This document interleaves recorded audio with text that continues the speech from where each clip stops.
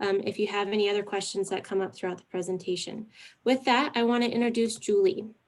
Julie is our attorney. Julie Trent practices in all area of general commercial litigation and employment law, assisting many types of businesses and financial institutions in a wide range of cases. She has experience in matters as diverse as overtime disputes under the Fair Labor Standards Act, trademark disputes under the Lanham Act, bankruptcy adversary proceedings, and general contract disputes. She really enjoys helping clients avoid litigation by drafting and revising employment policies and manuals to conform to rapidly changing state and federal laws, as well as helping clients at the beginning and end of an employment relationship with non-solicitation, non-competition, and separation agreements. She earned her undergrad degree in psychology with an extra major skill in biochemistry. She has volunteered as a court-appointed special advocate. She is a certified scuba diver and enjoys traveling and competitive and recreational tennis in her free time. With that, please I'll turn it over to Julie and we'll let her take it away. Go ahead, Julie. Oh, hi, everyone. It's good to see you, and thank you for taking time out of your days to learn what's going on in Colorado with respect to some employment law changes. It's been a big year for employment law here in Colorado, and one of the most impactful in terms of both numbers and substance is the Paid Sick Leave Act. It's known as the Healthy Families and Workplaces Act, and it was passed last July, and it went into effect January 1st of this year. So, by a show of hands, how many of you have 16 or more employees? And I can't see everybody. Do we have anybody that has 16 or more? Okay, Leanne does. Brent. Okay, so for those folks, the act is currently in effect for you. Everybody else, you need to pay maybe not as close as attention as those folks, but you will be needing to be in compliance starting January 1 of 2022. So everyone, if there are 16 or more employees in your employment, you are now affected by the Healthy Families and Workplaces Act. And if you have less than that, you will be affected in just a few more, in about 10 months. So what the Healthy Families and Workplaces Act does in general is requires employers to provide 48 hours of paid sick leave. Now, this is a first in Colorado.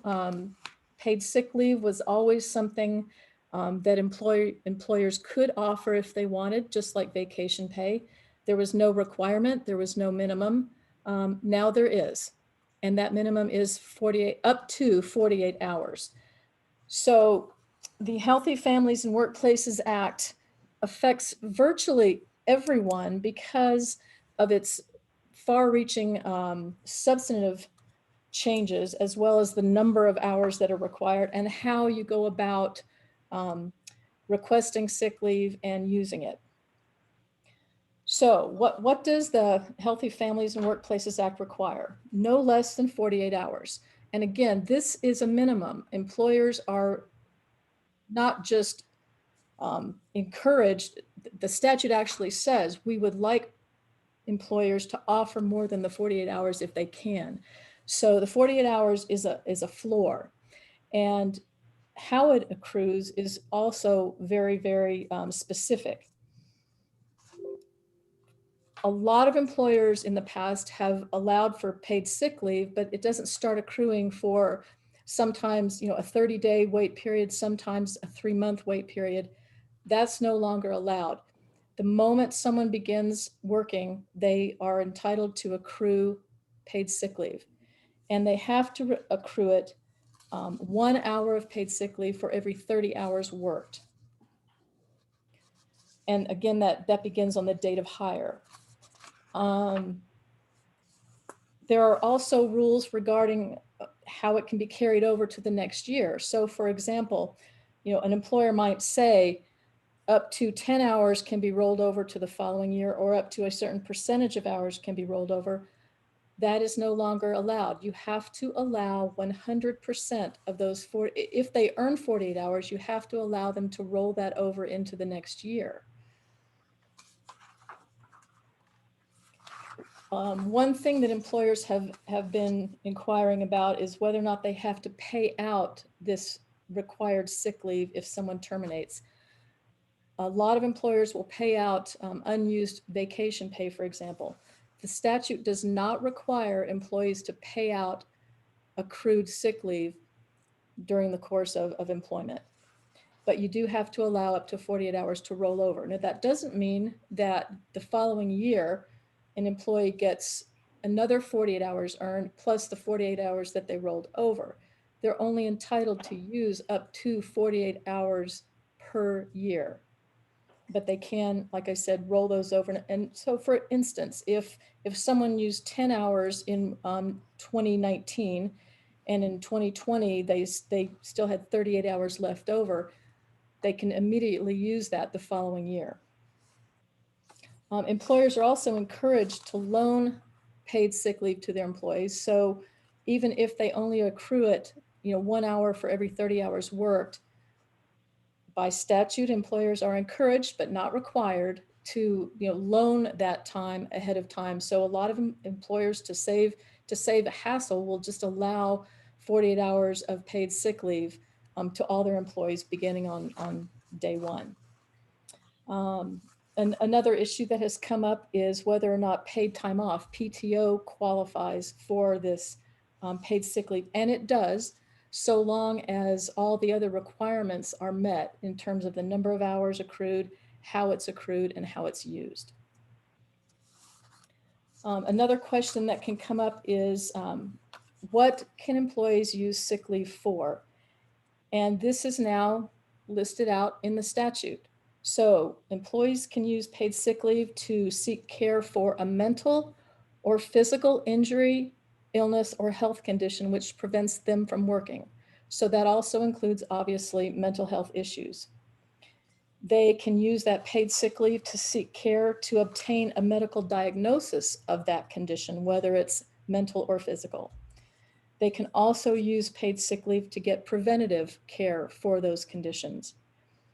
Something that is new in the statute is that employees can use paid sick leave to get medical or mental health help for domestic abuse, assault, or harassment that they experience, or we'll get into it, a family member. So if they have been a victim of a domestic abuse incident or harassment and they seek counseling for that, they can use the paid time off for that. They can use paid time off to try to relocate, or if they are a witness in a domestic assault case.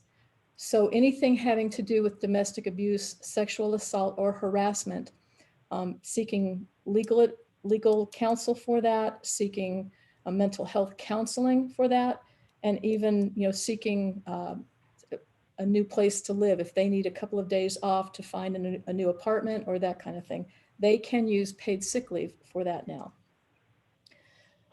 Employees can also use paid sick leave if a family member experiences any of those things that I just went over. So who is a family member? It has been in other statutes, someone related by blood or marriage or civil union. But now it also includes someone who, if someone else relies on you for their health care, that can be included as well.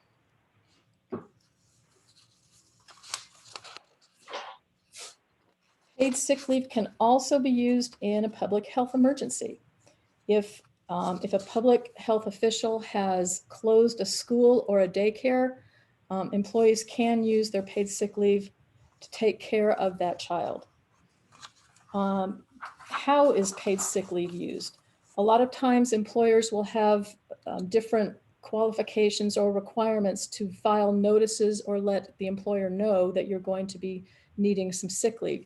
Employers can still require those things and they don't need to change those things. What they can't do is if you have a requirement that someone notifies you in advance, you can't deny anybody use of their paid sick leave if they don't follow the procedures. So you can set out procedures and set out notice requirements, but you can't deny it if an employee doesn't go by the book, so to speak, in asking for some sick leave. The other thing that you should know is that employers have to offer the sick leave in no more than hourly increments. So there have been instances where, employers might have a policy where they say, you can't take less than a half day or less than a day.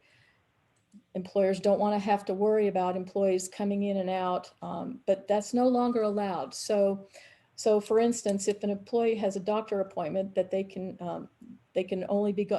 will only need to be gone for a couple of hours, an employer cannot force them to use a half day of sick leave or a full day.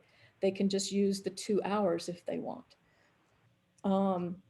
If an employee has medical care that needs to occur throughout the day but they can show up from 3 to 5 in the afternoon, an employer can no longer say, well, sorry, just go ahead and take the rest of the day. If they want to come in, they can come in. So they need to be allowed to take their paid sick leave in no more than hourly increments. Something I've run into quite a bit, especially in the restaurant industry, and I don't know if any of you are in that industry, but a lot of times employers will require an employee to find someone to cover their shift. So, you call in and say, I'm not going to be able to work Friday afternoon. I have a doctor's appointment, and the employer used to be able to say, we don't have a problem with that as long as you find someone to cover the shift. That's no longer allowed. You cannot make it a requirement for someone to use their paid sick leave that they find their own replacement. Employers have often required employees to provide documentation for use of sick leave. And you can still do that so long as the employee is asking for 4 or more consecutive days. If they're not asking for more than that, for 4 days or more, you can't require that they bring you a doctor's note. That isn't allowed anymore. So I said that employers had to allow employees 48 hours of paid sick leave. In the event of a public health emergency, which obviously COVID-19 has been, employers are also required to provide an additional 80 hours of paid sick leave. So does that mean that somebody gets 128 hours in any given year? Possibly. If, for example, an employee has used 10 hours of their 48 hours of paid sick leave and a public health emergency is declared, they have to immediately be given 80 hours of paid sick leave if needed. Now you can count whatever they have remaining in their 48 hours towards the 80 hours. So in other words, they're not going to be getting 128 hours unless they've used all the 48 hours and then needed the extra 80. Does that make sense? Does anybody have any questions about that? That can be a little bit confusing. So if someone, let's say a public health emergency is declared in April, someone has already used their 48 hours, they get another 80 hours of paid sick leave. If they've let's say they haven't used any, then they get 80 for that year. I thought I saw a question pop up. I think Romy has a question. Romy, do you want to just unmute yourself? Okay. Yeah. Hi, Romy. How you doing? Good. So is that going to be the same requirement for the 80 hours as so for 16 or more employees, or at 2022, it's everyone? It's everyone. It's everyone. Now, the additional 80 hours, though, is only if a public health emergency is declared. So in normal times, what we've all experienced up until 2019, It's 48 hours, which is, 6 days based on an 8-hour workday. And it's only in the event of a public health emergency. And that's a very specific thing. So it's defined as an act of bioterrorism, pandemic influenza, epidemic caused by a novel and highly fatal infection agent or highly infectious illness, or epidemic or pandemic potential for which an emergency is declared by a federal, state, or local public health agency. So some governmental authority has to declare a public health emergency related to bioterrorism or a deadly strain of influenza or something like COVID-19. And that's when this extra 80 hours kicks in, and only in that event. Okay, and that will be for all employers. And is this part-time, full-time? It doesn't matter. No, that's a very, very good question. So part-time employees do accrue paid sick leave, and they accrue it at the same rate as full-time employees. So they get 1 hour for every 30 hours worked. Okay. Yeah. So you don't have to provide them immediately with 48 hours, but you do have to allow them to accrue it at the same rate that your full-time employees accrue it. And if a public health emergency is declared, they don't get 80 hours as part-time employees. What they get is the number of hours that they would typically work in a 2-hour period. I'm sorry, in a 2-week period. Does that make sense? So if they worked 20 hours in 2 weeks as a part-time employee, they would get an additional 20 hours, not 80 hours. Okay. And then is it a calendar year or physical year? It depends. If your benefits, if you have benefits that accrue per employee, then that's the year that they calculated at. Most employers have gone to a calendar year simply because it's a lot easier to calculate for everybody. But the answer is it depends. And Julie, Dave has a question. So we're in a public health emergency right now. So right now people get the 8 hours and the 48 hours. Is that correct? Yes, unless they have used 48 hours for something else, in which case they only get up to the additional 80 hours. And for the public health emergency, do they provide any sort of documentation for that 80 hours? Do they have to get a COVID test? Do they have to come back positive? Any of that? No, because, and that's a very good question. I was just going to get into that. You can use those 80 hours to self-isolate for yourself, or if a family member has been diagnosed with COVID. You can self-isolate or care for someone who has symptoms of whatever the illness is that is the public health emergency. So, or to seek medical diagnosis for that. So they don't actually end up having to test positive in order to use the 80 hours for the public health emergency extra time. If they're self-isolating or taking care of themselves because they're experiencing symptoms, then they are allowed to do that under the statute. And they only get 80 hours one time. It's not, they get sick for 80 hours and then they get another. If they get COVID twice, they're okay. That's a very good question too. And the answer to that one is you only get these extra 80 hours one time per pandemic. So if in 2019 you had to use, let's say you used 2 weeks of the paid sick leave due to a public health emergency to care for your spouse who had COVID and you never got it. And then 3 months later in 2021, in say February of 2021, you came down with it. Your employer does not have to give you another 2 weeks of paid sick leave. You only get one 80-hour public health emergency sick leave per public health emergency, not per year. okay, perfect. Okay. Does that make sense to everybody? Okay, now that doesn't mean that they can't use their 48 hours of paid sick leave for that, but they don't get the additional 80 hours. Let's make sure I've covered everything. Another question from Romy. And you might be coming to this, but is the 80 hours a tax credit for the business or is it just out of pocket?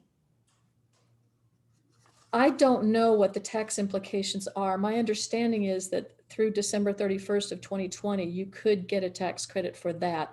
I don't know what the status is right now in terms of offering paid leave. I would hope that in any package that Congress passes, they would allow that tax credit to be extended, but I don't know the status of that. Okay. Okay. Perfect. Oh, we have several other questions coming in, Julie. Hold on. No worries, that's good. No, it is good. So does the 80 hours roll over to the next year? I think you covered it because you only get 180 hours per pandemic. So as long as the pandemic lasts, you only get the 180 hours. Is that correct? Correct, correct. And you can use that 80-hour paid leave up to 4 weeks after the public health emergency declaration has been lifted. Okay. Okay, so if Governor Polis were to say all prohibitions are lifted, restaurants are open, we're all, we're back to normal, and someone, 2 days later is suffering from symptoms, they can still use that public health emergency 80 hours and for another month past the time that the whatever government official that declared the emergency says the emergency is over. Okay. Okay. And then Dave has a question. So it's purely an honor system with the 80-hour use, right? So for the family health, the other one, I would get all my acronyms mixed up. You have to ask for that. After 4 days, you can require documentation, but the 80 hours, it's purely on the employee's honor system. Yes, in fact, there's a specific provision that says, and I'm quoting now, documentation is not required to take paid sick leave under this section. And this section they're referring to is the public health emergency section. Okay. And then the 80 hours is also, so you hire an employee today, they get that 80-hour benefit. Right, that does not have to be accrued. Okay. Now, if they're part-time, again, they don't get the 80 hours. They get however many hours they would work in an average 2-week period. Okay. Okay. Perfect. Okay. Thank you. All right. Let's see. Additional requirements of the Healthy Families and Workplaces Act include requiring employers to maintain certain records. So from now on, you are required to maintain records regarding the number of hours worked, the paid sick leave that's accrued, and the paid sick leave that is used. If it becomes an issue as to whether or not one of your employees has accrued a certain number of hours or used or not used a certain number of hours and you don't maintain those records, the default is going to be that you're in violation of the act. That it's going to be presumed unless you have, it's called preponderance of the evidence, unless you can show, despite the fact that you weren't maintaining the records, here's the number of hours, you can do that. But the presumption is going to be that these folks, have the 80 hours, they've accrued it, or they've accrued the 48 hours, and however many hours they say they've used, that's what it's going to be if the employer fails to maintain these records. This is also something that you as an employer have to post along with minimum wage requirements, OSHA requirements, that kind of thing. You need to have a poster someplace in a break room or online if you have people that work from home. You need to post these posters just like you would overtime or workers' compensation information. And there is, let's see, I think I've got it here. I'm going to hold this up. Can you guys see this? Yeah, the paid leave whistleblowing. Yep. So this is the Healthy Families and Workplaces Act and the Whistleblower Act poster that you can, it's one of the ones that you can get on the Department of Labor website. And it will satisfy the requirements that you notify your employees of their right to paid leave. So in addition, these requirements for employers require them to, like I said, maintain the records, post the poster, and you cannot retaliate against an employee for taking sick leave, and here's a big one, you can't retaliate against an employee for complaining about whether or not they have a right to sick leave. There are all kinds of employers that have in their employment manuals social media policies. I see them all the time. And, you know, they say things like you can't post anything denigrating or negative about the employer. You cannot prohibit employees from complaining about whether or not they've been allowed sick leave. And we'll talk about the whistleblower statute as well in just a minute, but you can't keep employees from talking about these things, just like you can't keep them from talking about workplace conditions under the Fair Labor Standards Act. So Julie, what happens if someone takes their sick leave or says they're on sick leave and then they're posting on social media from Mexico? Nothing in the statute prohibits an employer from disciplining an employee for not exercising good faith in using paid leave. And that's set out in the statute. So if, for instance, you find out that they're on the Riviera instead of in bed or on a ventilator, you can certainly take any kind of action that you typically would if somebody did something like that. Okay. This doesn't protect employees from violating themselves the requirement that they exercise good faith in seeking paid leave. Okay.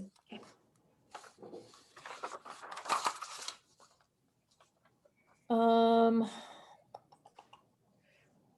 want to make sure I've hit all the biggies in terms of what you guys need to be looking out for as employers. I think we've hit the main ones. So everybody's real clear that not only employees, but for employees being sick or needing medical care or preventative care, but for their family members, they can take this leave. Okay, so it's similar to the Family Medical Leave Act that allows for unpaid leave if they need to take care of a family member. So that's the big change in Colorado on paid leave. Does anybody have any questions about that? Can I ask a quick question? You bet. For allowing them to take it in hourly increments. So I work with a restaurant. If we have to cover someone's shift because they're not able to come in, are we still required to allow them to come in for the amount of time that they are available? According to the statute, if they say, I can't show up for just, this 2-hour window, and I don't know how this is going to play out in terms of, situations like this, because you would think that once a shift got covered, that you wouldn't then have to send the other person home if they wanted to show up. But according to the statute, they are allowed to take up to, to only take it in 1-hour increments. I think that in a restaurant situation that could end up being problematic, and I don't know what the answer is yet. This is not really, we haven't been subject to the statute long enough to have any kind of litigation or guidance from the Division of Labor on things like that. But I mean, I would imagine in shift work, when it is purely, a 4-hour shift or a 6-hour shift, that an employee themselves will be okay with, I'm just not going to be able to come in on that shift.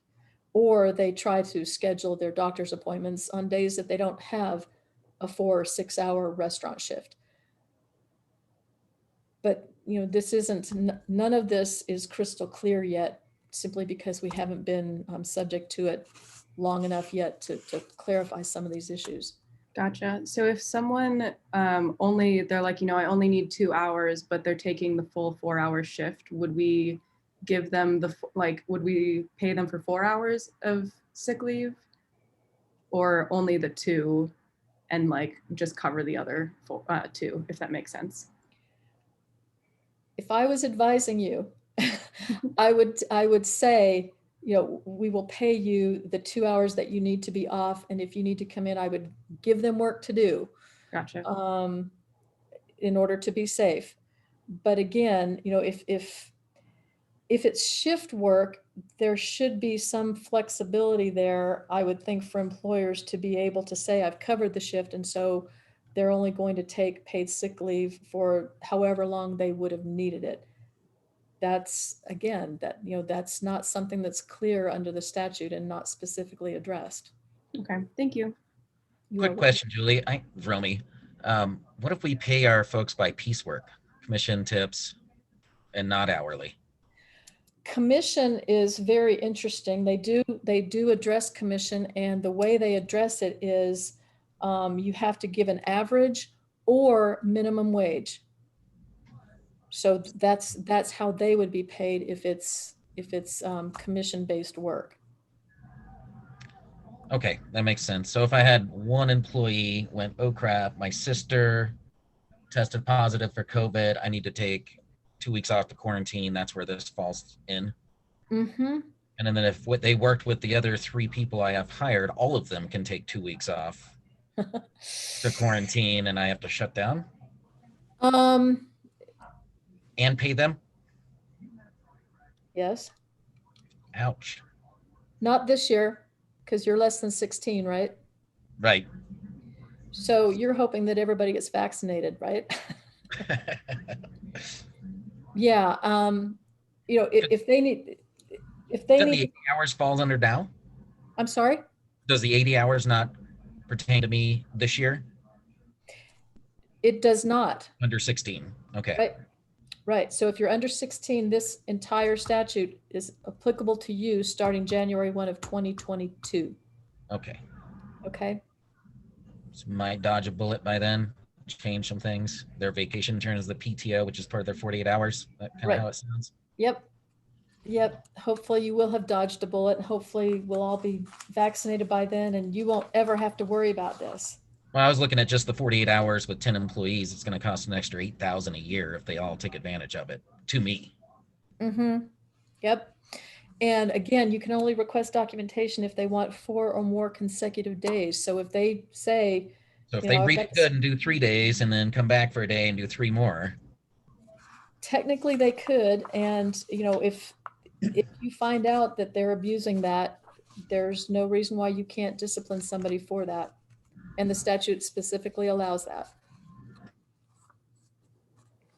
Can someone double PTO and paid sick leave? I guess I'm not understanding the question. What are you asking? Can someone claim paid time off and also use sick leave? Like, would we have to pay them double, or does it just, it's one or the other, but you can use them combined timeline wise?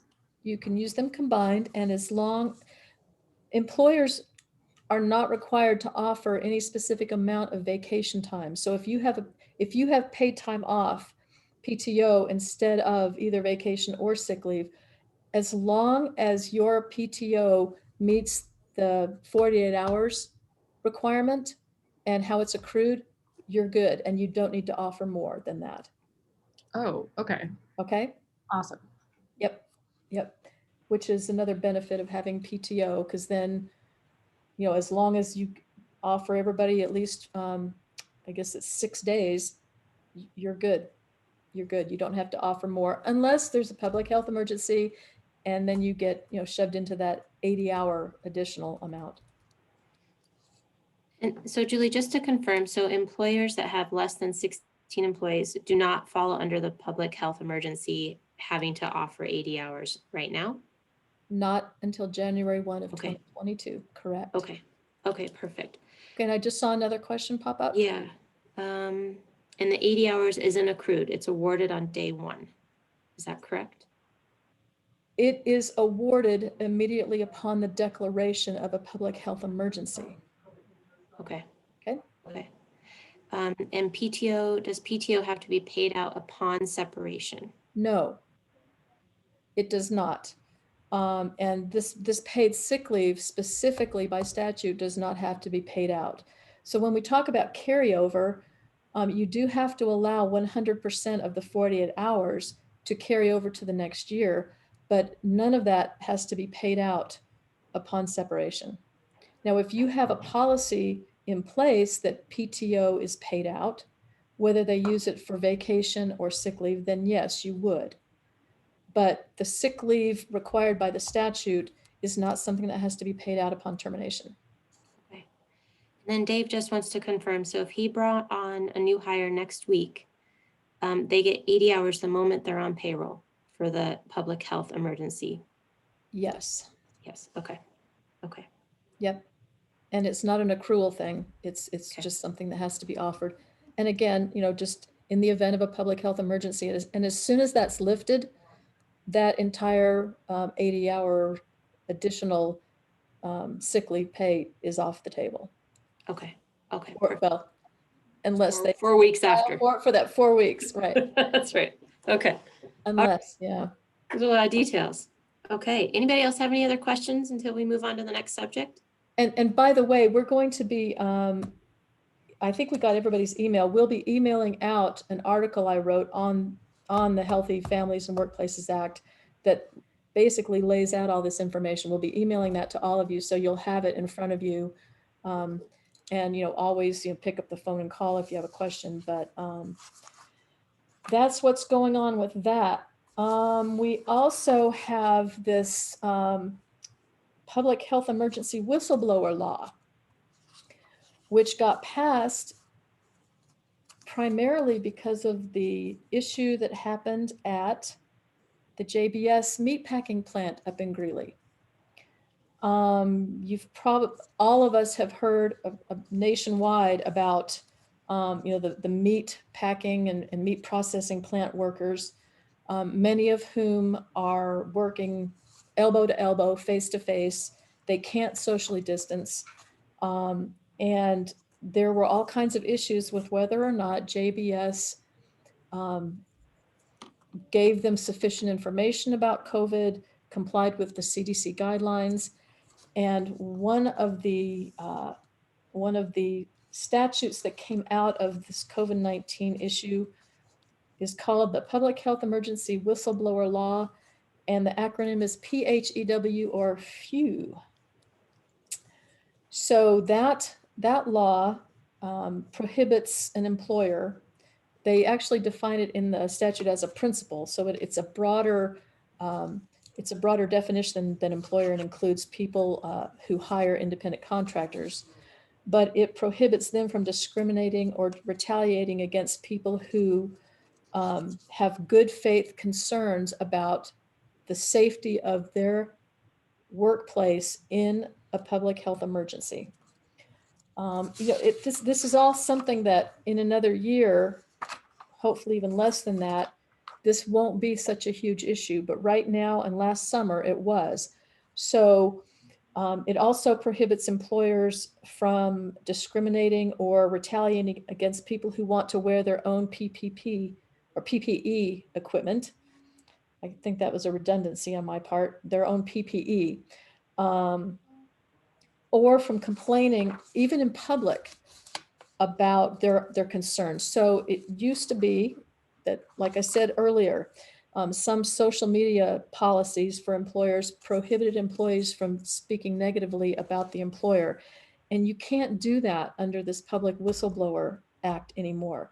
If you retaliate against an employee who has gone to the media or said something on Facebook that they're uncomfortable with the way their employer is handling the pandemic, or not requiring people to wear masks or anything like that, you will be in violation of this act. And there are civil penalties, as well as allowing people to take an employer to court for these violations. So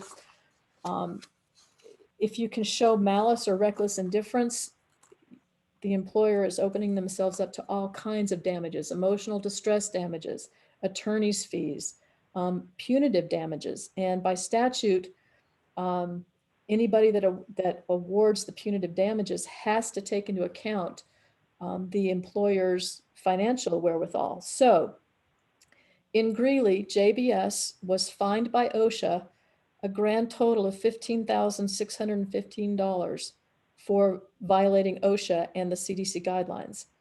And that will no longer be the case under this state law.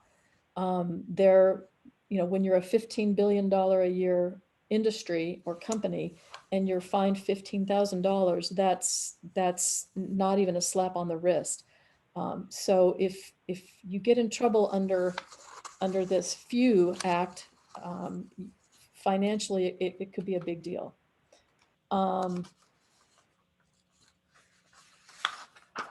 Big thing that is in play here again is an employer who has a social media policy, and so many of them do. You have to really be careful that you don't run afoul of this act in your social media policy. So you will all want, if you have that, you will want to review that. So that is the few requirements, and that goes hand in hand with the paid leave. And that is also addressed in this Colorado Department of Labor notice that you have to post. And I think I saw a question come up just now. I think Leanne had to leave us, but she just said, thank you very much for the information and looks forward to seeing the article. Okay, and yeah, we'll get that out. Elise will be getting that out today. Kim, you had talked about a couple of other employment statutes that got passed, and one of them is the Crown Act, which I think about 20 states now have passed it, and that prohibits discrimination against anybody who has an ethnic or what's considered an ethnic hairstyle. That has been a problem in the past. A lot of employer policies and manuals will talk about presenting professionally, and it will be defined in a way that discriminates against people who wear their hair naturally, and particularly people of African American ancestry. So that is no longer allowed, and we can talk about, or if you have specific questions about that, we can address that. But in education and employment, that is, you just need to be careful. Look at your dress codes, make sure that there isn't anything in there that prohibits someone from wearing the hair as it grows out of their own head. You had asked too about the Colorado Pay Transparency. It's the Equal Pay for Equal Work Act. Excuse me. That also went into effect January 1 of 2021. And it requires employers, when they post job openings, they have to post it where all employees can see it. They have to post all of the benefits that are related to it and a salary range. So if in good faith, and it's a reasonable estimate of the range, gets posted, and then you end up paying someone either a little lower or a little higher than that, that's okay, as long as what you posted was reasonable at the time that you posted the job. So that's yet another change to Colorado law. You have to post openings, and you have to have certain things within those posts, including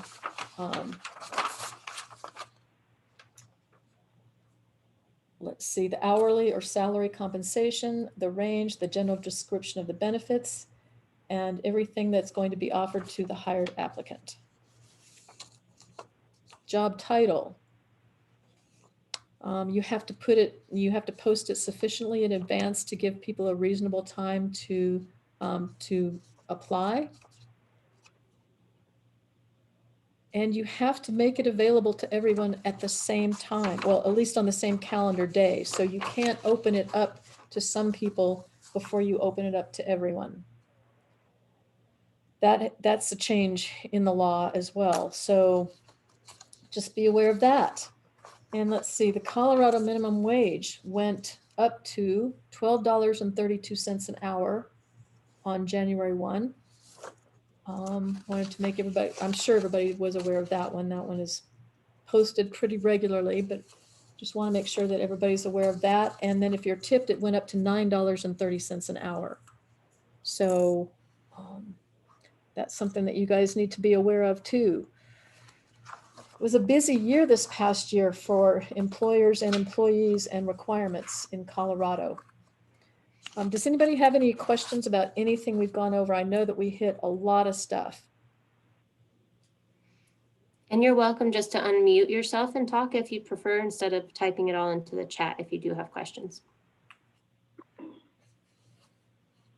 This is Dave. I have a question.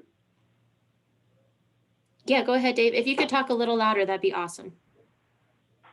Sure. Is that any better? Yeah, Julie, can you hear him? Yes, thank you.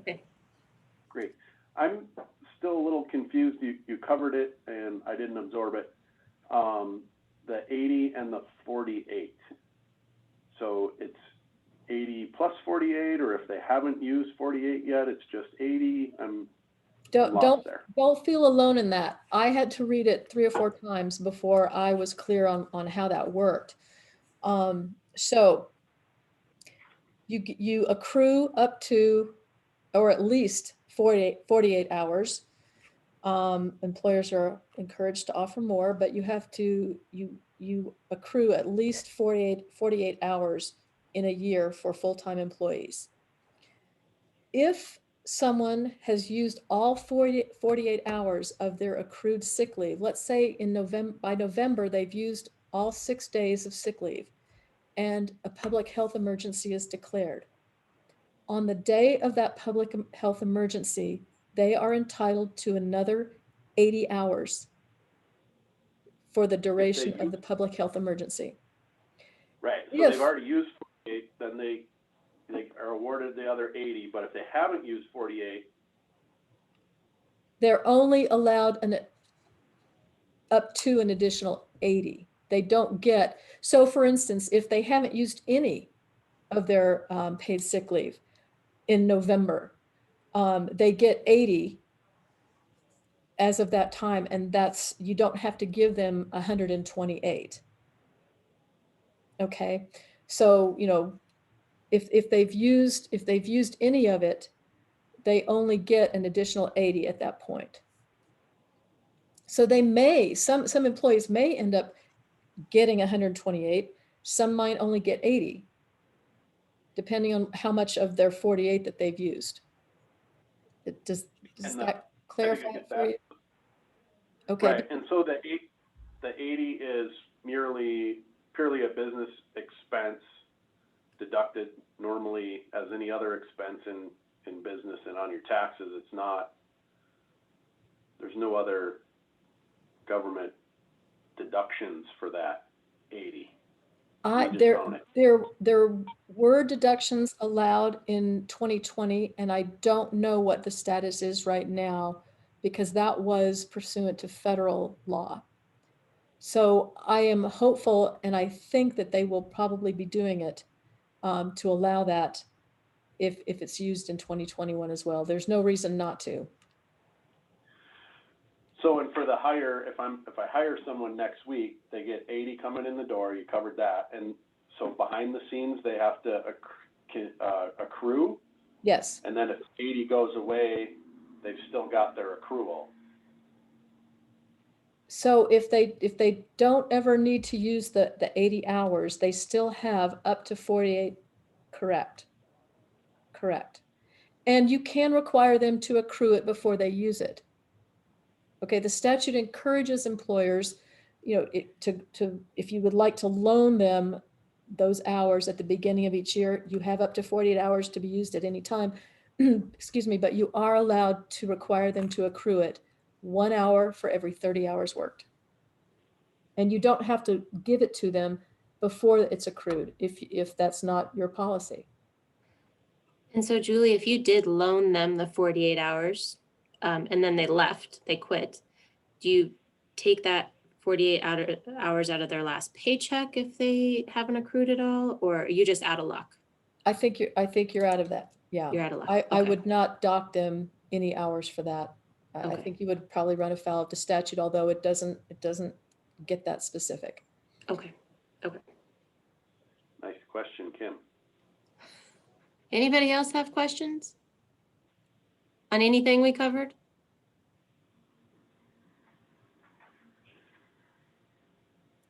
Okay, I will make sure we will get those articles, both articles out to you, hopefully today, if not tomorrow. At least we'll be doing that. And you can also find those articles on the cp2law.com website. That's CP, the number 2, and then the word law.com. You can get to those articles that way as well. Perfect. Okay. And I will be Can I ask sending the one more? record. Oh, go ahead, Dave. On the whistleblower and your recommendations on social media, handbook paragraphs. Mhm. Is it a problem if the handbook says you shouldn't disparage the company and doesn't make exception, doesn't specifically talk about whistleblower, as long as you don't try to enforce something that would be illegal? Well, I was hoping not to have to get into this, but your question goes directly at it. The You're statute. welcome. Thank you, Dave. The statute itself says that you cannot retaliate against an employee who complains about how an employer is handling the safety in the workplace. But the poster says that you can't interfere with their right to complain, which in my mind are two different things. Retaliation against somebody doing it is a little more serious than just interfering. And I think having a social media policy that tells them that they can't do something like this is more interference. But the statute doesn't talk about you can't interfere. All the statute says is you can't retaliate if they do. So to be safe, I don't think you should prohibit them from complaining about the safe, whether or not they feel like the workplace is safe. Now, I suppose you could keep a social media policy that says you can't disparage,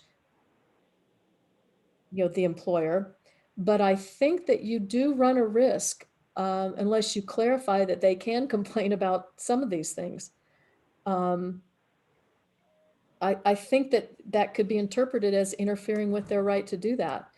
And like I said, the statute doesn't prohibit that, but the poster does.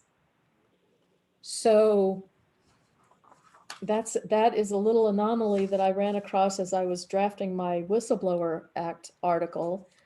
And I don't know that as an employer, I would want to risk that, because the civil penalties for violating that Whistleblower Act are, I think they were $10,000 per violation. Not to exceed $10,000 per violation. But each employee that affects is a separate violation. So I think if you're going to have a social media policy that does talk about that, it needs to be crafted very carefully to not run afoul of this. Okay. You just don't want to even inadvertently be violating this Whistleblower Act, because the penalties are pretty stiff. Anybody else? Thank you, Dave, for bringing up that anomaly in the poster versus the statute. I had to look at it several times to make sure that is there is a problem with the way the poster is worded, and it's a lot broader than the statute. Sure. I'm sure we could go on for 10 minutes on that one. So, I'll let it go, and I appreciate your analysis.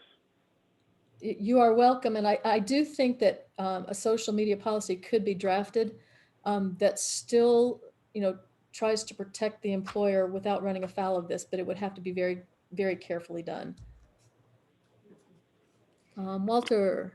We are running out of time. Julie, thank you so much for being with us today and presenting all this. And we will get those articles to you as well as the recording. And then I want to just mention next month we will have another webinar on April 13th. And we're going to be talking about return to the office. So, and what that looks like for all employers. So thank you again all for joining us. And Julie, thank you so much. Annalise, thank you for your help in getting us all set up. It was very informative. Thanks, everyone, and stay safe, and don't get caught in the 3 to 5 feet of snow. That's right. We're going to have fun this weekend. Yeah. Thanks, everyone. Thank you, guys.